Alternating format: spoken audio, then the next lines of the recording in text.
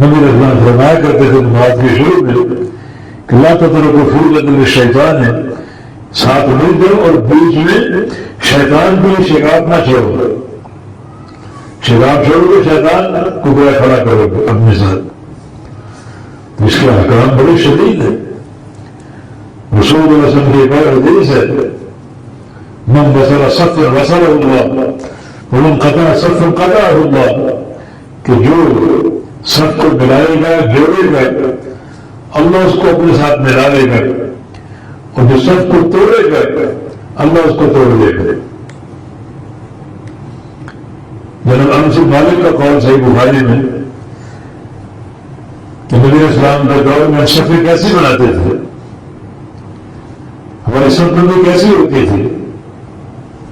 كنا نرزق الاقدام بالاقدام والمناكب بالمناكب في عهد رسول اللہ صلی اللہ علیہ وسلم۔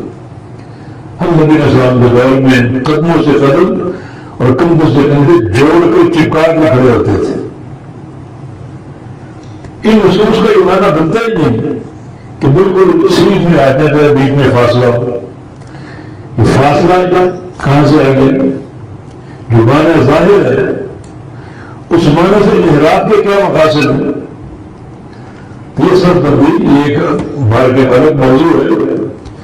تو اللہ تعالیٰ نے فرشتوں کی سب بندی کی قسم کھائی۔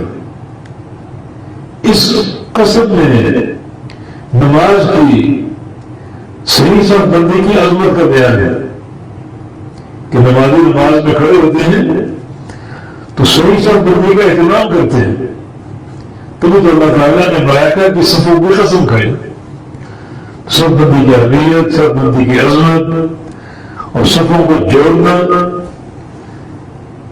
اس کی حقیقت، اس کا اجر عظیم، جو سب کو جوڑے گا اللہ اس کو جوڑے گا اپنے ساتھ، اور جو سب کو توڑے گا اللہ اس کو توڑ دے گا۔ اور ایک حدیث میں یہ بیان ہے کہ سب سے بہترین قدم کون سے بھی انسان اٹھاتا ہے؟ بندہ اپنا قدم اٹھا کر چل کے جاتا ہے، کوئی کہیں جا رہا ہے، کوئی کہیں جا رہا ہے، کوئی جا رہا ہے۔ تو ان جانے والوں میں، قدم اٹھانے والوں میں سب سے بہترین قدم کس کا ہے؟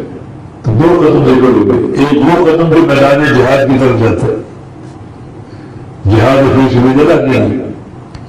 دوسرا وہ قدم کہ ایک شخص نے اپنے سامنے کے سب کو دیکھا ہے، وہ سب ٹوٹی ہوئی ہے، تو قدم بڑھا کر وہاں پہنچ جائے اور وہاں کھڑا ہو کر سب کو جوڑ دے۔